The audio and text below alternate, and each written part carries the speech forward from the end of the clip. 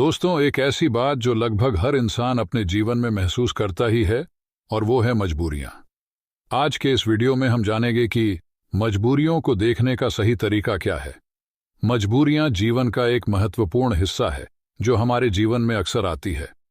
मजबूरी एक व्यक्ति के जीवन में ऐसी स्थिति को दर्शाती है जहां व्यक्ति कुछ करने में सीमित रह जाता है, अक्सर बिना अपनी इच्छा के, क्योंकि उनके पास कोई दूसरा विकल्प नहीं होता। ऐसी स्थिति में हम जो करना चाहते हैं, हम वो चाहकर भी नहीं कर पाते। ये एक ऐसी परिस्थिति होती है जहां पर व्यक्ति अपने मन के अनुसार चुनाव नहीं कर सकते और अपने हथियार डाल देते हैं। मजबूरी में हमें अक्सर वही करना पड़ता है जो हमारे सामने रखा गया हो, ना कि वो जो हम करना चाहते हैं। ये मजबूरियां हमारी आर्थिक, सामाजिक, पारिवारिक और व्यक्तिगत स्थितियों से जुड़ी होती हैं। कुछ लोग मजबूरियों से कोसों दूर भागते हैं और कुछ लोग उनका डटकर सामना करते हैं। मजबूरियों से निपटने के लिए नए तरीके ढूंढते हैं। तो आइए इस कहानी के माध्यम से जानते हैं कि कैसे हम अपने जीवन की एक मजबूरी को एक अवसर में बदल सकते हैं। एक समय की बात है। एक छोटे से गांव में एक आदमी रहता था। वह गरीब था और उसके पास केवल एक छोटा सा घर और छोटी सी जमीन थी। उसका जीवन कठिनाइयों से भरा पड़ा था और उसकी मजबूरी उसे रात दिन परेशान किया करती थी। अपनी पत्नी और एक बेटा होने के बावजूद वह आदमी बड़ा ही अकेला महसूस करता। वह मन ही मन सोचता रहता कि मेरे जीवन में कितनी मजबूरियां हैं। मुझे अपने घर का खर्च चलाने के लिए रोज काम पर जाना पड़ता है। अगर मैं काम नहीं करूंगा तो मेरा परिवार क्या खाएगा? मेरा घर कैसे चलेगा?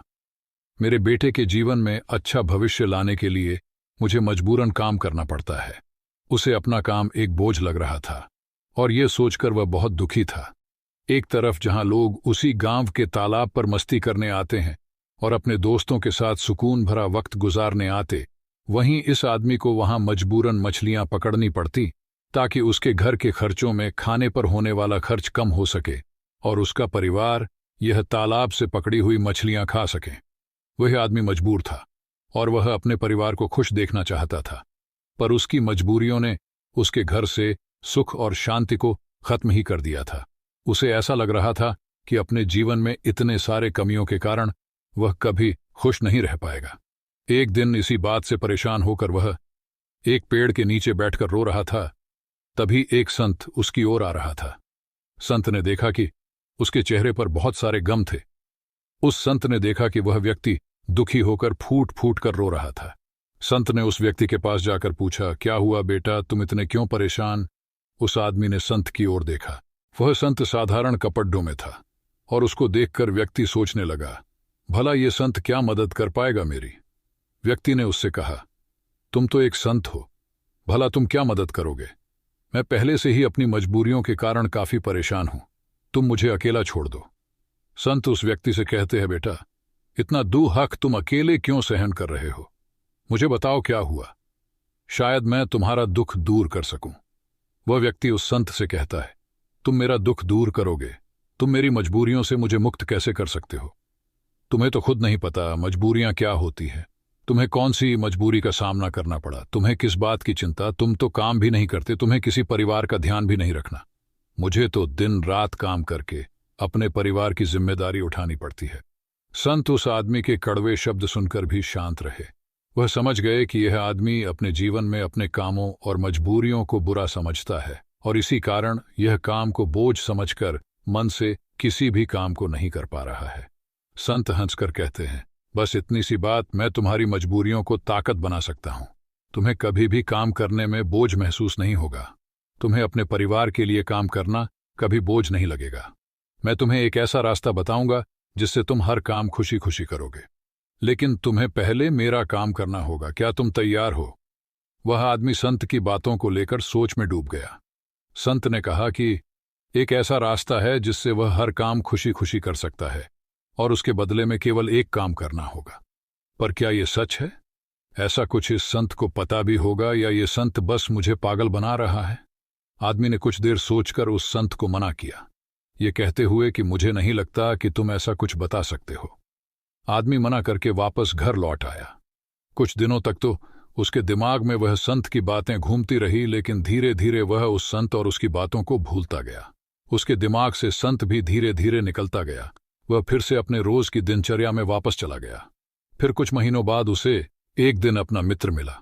वो मित्र उससे कहता है, हमारे गांव में एक बड़े ज्ञानी संत प्रवचन देने आ रहे हैं। वह जो भी कहते हैं वह करके दिखाते हैं। वह बहुत बुद्धिमान है। उसका मित्र उस आदमी से कहता है, तुम भी चलो मेरे साथ, तुम्हें वहां आनंद आएगा। कभी तो अपने लिए कुछ समय निकाल लिया करो। तुम कितनी मेहनत करते हो, वह आदमी सोचता है। मैं तो वैसे ही अपने रोज के काम में मग्न रहता। मेरा मित्र सही तो कह रहा है, कभी अपने लिए भी समय निकालना चाहिए। वह अपने मित्र के साथ उस संत के उपदेश को सुनने और वहां जाने के लिए राजी हो जाता है। अगले दिन यह व्यक्ति अपने मित्र के साथ उस आश्रम में जाता है। वहां उसे वही संत दिखता है जो उसे उस दिन काम को खुशी खुशी करने का मार्ग बताने का वादा कर रहा था। मित्र से बात करते समय उसने पूछा कि क्या यही वो संत हैं जिनके उपदेश हम आज यहां सुनने आए हैं? उसके मित्र ने पुष्टि की कि हाँ, यह संत वाकई महान हैं और उनके पास ज्ञान की अमूल्य धारा है। और तो और उसके पास तो स्वयं राजा भी ज्ञान लेने आते। वो आदमी अपने मित्र से कहता है कि मैं इस संत से मिल चुका हूं। फिर वह आदमी अपने मित्र को सारी बात बताता है। उसका मित्र पूरी बात सुनकर कहता है, अगर ये संत ने तुम्हें वचन दिया है तो अवश्य ही वो उसे पूरा करेंगे। तुम्हें उनसे फिर से मिलना चाहिए। आदमी फिर मन ही मन यह सोचता है कि क्या मेरा अब उनसे मिलना ठीक रहेगा? मैं उन संत के पास जाऊं कि नहीं? वह मेरे बारे में क्या सोचेंगे? परंतु अब उसके मन में यह विश्वास था कि वह संत उस दिन उसे पागल नहीं बना रहे थे। और अगर थोड़ी सी भी उम्मीद है कि मैं एक ऐसा रास्ता जान जाऊंगा जिससे मुझे कोई भी मजबूरी, कोई भी पीड़ा छोटी लगने लगेगी और मैं उस काम को खुशी खुशी करूंगा, तो ये मुझे जानना ही है। फिर भले ही मुझे उन संत के सामने शर्मिंदा ही क्यों ना होना पड़े, चाहे कुछ भी हो, मैं इस मौके को अपने हाथ से जाने नहीं दूंगा। यही सोचकर वह आदमी उस संत से मिलने का निश्चय करता है। उपदेश समाप्त होते होते शाम हो चुकी थी। जैसे ही वह उपदेश समाप्त हुए, सब लोग आश्रम से बाहर जाने लगे। वह आदमी उस संत के पास जाता है। वह आदमी कहता है, गुरु, क्या आपको याद है मैं आपको मिल चुका हूं, मुझे माफ करना। मैंने आपको उस दिन काफी भला बुरा कहा और मैं उस वजह से बहुत शर्मिंदा भी हूं। मुझे बहुत पछतावा हो रहा है, परंतु क्या आप मुझे वह मार्ग बता सकते हो जिससे मैं खुशी खुशी काम करूं? मैं आपका कोई भी काम करने के लिए तैयार। संत हंसते हुए कहते हैं, हाँ, मुझे याद है, तुम वही आदमी हो जो उस दिन दुखी हालात में मुझे मिला था। ठीक है, मैं अपना वादा पूरा कर दूंगा, लेकिन अब शाम हो चुकी है और मैं पूरे दिन उपदेश देकर थक गया। तुम मुझे कल सुबह इसी आश्रम के बाहर मिलना। वह आदमी बहुत खुश होता है और कहता है, जी गुरुदेव, मैं कल सुबह आपसे मिलने आ जाऊंगा। सुबह होते ही वह आदमी उस आश्रम के बाहर उस संत से मिलने जाता है। जब वह आदमी वहां पहुंचता है तो गुरु दरवाजे पर रुके होते हैं। वह व्यक्ति उन संत के पास जाता है और कहता है, गुरुदेव, मैं तैयार हूं। संत उस व्यक्ति से कहते हैं, बेटा, मुझे अपना वादा याद है जो मैंने तुमसे किया था, परंतु तुम्हें समझने के लिए मुझे तुमसे एक काम करवाना पड़ेगा। वह आदमी उस संत से कहता है, जी गुरुदेव, मैं कुछ भी करने के लिए तैयार हूं। आपका काम क्या है जो मैं कर सकता हूं, मुझे बताइए। वह संत से पास के तालाब के पास ले जाते हैं। वहां एक बड़ा सा पत्थर था जो पानी के बहाव को रोककर बैठा था। संत उस व्यक्ति से कहते हैं, बेटा, क्या तुम्हें यह पत्थर दिख रहा है जो पानी के बहाव को रोककर बैठा हुआ है? व्यक्ति कहता है, जी। फिर संत कहते हैं, तुम्हें इस पत्थर को यहां से हटाना है। जैसे ही तुम इस पत्थर को हटाओगे, तुम्हें तुम्हारे प्रश्नों के उत्तर मिल जाएंगे। व्यक्ति कहता है, लेकिन गुरुदेव, ये कैसे मुमकिन है? ये तो इतना बड़ा पत्थर है, मैं इसे कैसे हटाऊंगा? और फिर इस पत्थर को हटाने से मेरे जीवन की मजबूरियां कैसे हट जाएंगी? मुझे कुछ समझ नहीं आ रहा। संत कहते हैं, तुमने कहा था कि तुम मेरा कोई भी काम कर दोगे। तुम्हें इस पत्थर को हटाना ही पड़ेगा, अन्यथा मैं तुम्हें तुम्हारे प्रश्नों का उत्तर कभी नहीं बताऊंगा। अब मैं अपने आश्रम जा रहा हूं। जब तुम यह काम कर दोगे, उसके बाद तुम मुझसे मिलने आना। इतना कहकर संत अपने आश्रम की ओर बढ़ गए। उस आदमी ने सोचा, मुझे यह समझ नहीं आ रहा है कि गुरुदेव मुझे इस पत्थर को हटाने का काम क्यों दे रहे हैं, लेकिन जो कुछ भी हो, मेरे समस्याओं का हल तो मुझे चाहिए। मैं अपने जीवन से बहुत दुखी हूं, और अगर मुझे इस पत्थर को हटाने से मुझे गुरुदेव उत्तर बता देंगे तो ठीक है। गुरुदेव अगर मुझे यह करने को कह रहे हैं तो इसमें जरूर कोई बात होगी।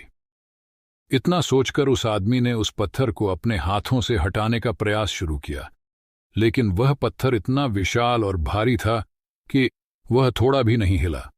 कुछ देर बाद थक हार कर उसने फिर से प्रयास किया। उस पत्थर को हटाने की कोशिश की। उसने देखा कि वह पत्थर थोड़ा सा अपनी जगह से हिल गया, पर जैसे ही वह थोड़ा सा सीधा हुआ, वह पत्थर फिर से अपनी जगह पर वापस आ गया। उस आदमी का आत्मविश्वास टूट गया। वह मन ही मन सोचता है कि ये कैसा काम दिया है मुझे इस संत ने, ये पत्थर तो हिलने का नाम भी नहीं ले रहा। बाहर बहुत धूप थी और वह आदमी पसीने में भीग जाता है। वह आदमी बीच में ही रुक जाता है, पर फिर उसे उन संत की शर्त याद आती है जिसके मुताबिक अगर वह उनका काम नहीं करेगा तो उसे वह नहीं मिलेगा जो वह चाहता है। यह काम करना भी एक प्रकार की मजबूरी ही थी।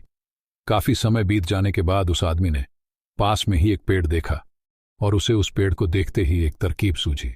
उसने सोचा, क्यों ना मैं एक लकड़ी के टुकड़े को पत्थर के नीचे फंसाकर उस लकड़ी पर अपना वजन रखूं। इससे मुझे कम जोर लगाना होगा और लकड़ी बड़ी और मजबूत होने के कारण उसका परिणाम ज्यादा होगा। वह आदमी तुरंत ही एक बड़ी और विशाल लकड़ी तोड़ने में लग जाता है। जैसे तैसे उस आदमी ने एक बड़ी लकड़ी उस पेड़ से निकाली। उसके सारे छोटे टहनियां और पत्ते को तोड़कर एक सीधी लकड़ी तैयार की जो वह इस्तेमाल कर सके।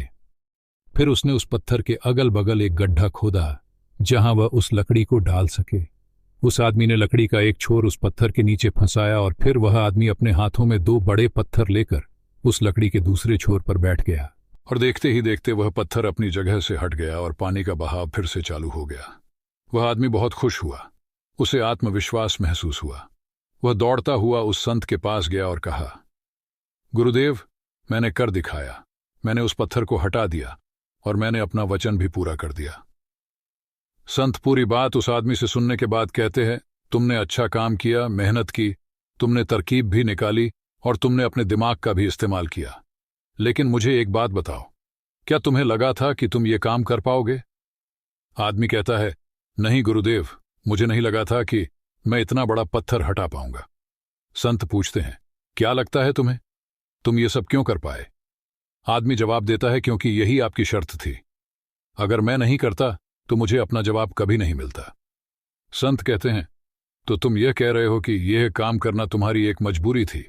आदमी कहता है, हां, लेकिन आप वही क्यों पूछ रहे हो? इस पर संत कहते हैं, मैं तुम्हें यही तो समझाना चाहता था। जिस तरह आज तुम्हारे सामने वह पत्थर हटाने की मजबूरी थी, इसी तरह तुम्हारे जीवन में भी तुम्हारे सामने कई मजबूरियां आएंगी। संत आगे कहते हैं, मजबूरियां ही तुम्हें वह काम करवाती है जो तुम्हें नहीं लगता कि तुम वह कर सकते हो। तुम्हारी मजबूरियां तुम पर बोझ नहीं है, बल्कि मजबूरियों के कारण तुम जिंदा भी हो। तुम खुद सोचो, अगर तुम्हारे ऊपर मजबूरियां ना होती और काम करके अपने परिवार के लिए कमाई करने की कोई पाबंदी ना होती, तो क्या तुम अपने घर से बाहर भी निकलते? नहीं ना, तुम एक ही जगह है, बस आराम से बैठे रहे। लेकिन क्या ऐसा आराम करना ठीक है? क्या तुम्हारे शरीर में बीमारियां नहीं आ जाती? तुम अपनी मजबूरियों के कारण काम करते हो, जिससे तुम स्वस्थ और तंदुरुस्त रहते। जहां तुम पहुंचना चाहते हो, ये मजबूरियां ही तुम्हें वहां का रास्ता दिखा सकती। वह हमें बताती है कि हमें क्या करना चाहिए। उस लक्ष्य तक पहुंचने के लिए तुम्हारी समस्या ये नहीं है कि तुम्हारे ऊपर मजबूरियां हैं, बल्कि तुम्हारी समस्या ये है कि तुम उन मजबूरियों को एक बोझ समझ रहे हो।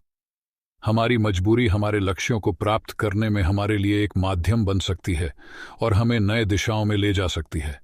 जैसे कि तुमने लकड़ी का उपयोग किया ताकि उस पत्थर को हटा सको, ऐसा ही कुछ हमारे साथ जीवन में भी होता है।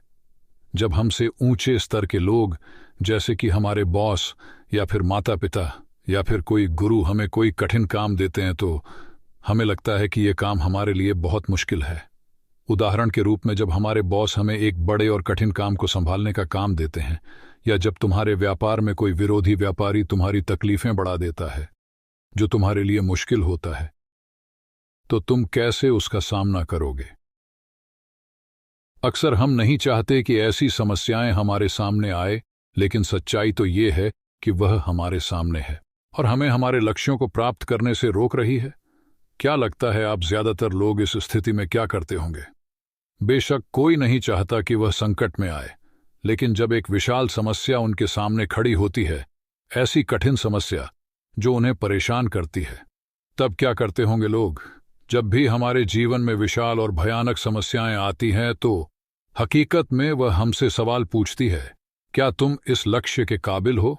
क्या तुम इस परीक्षा का सामना कर सकते हो? आप क्या करोगे?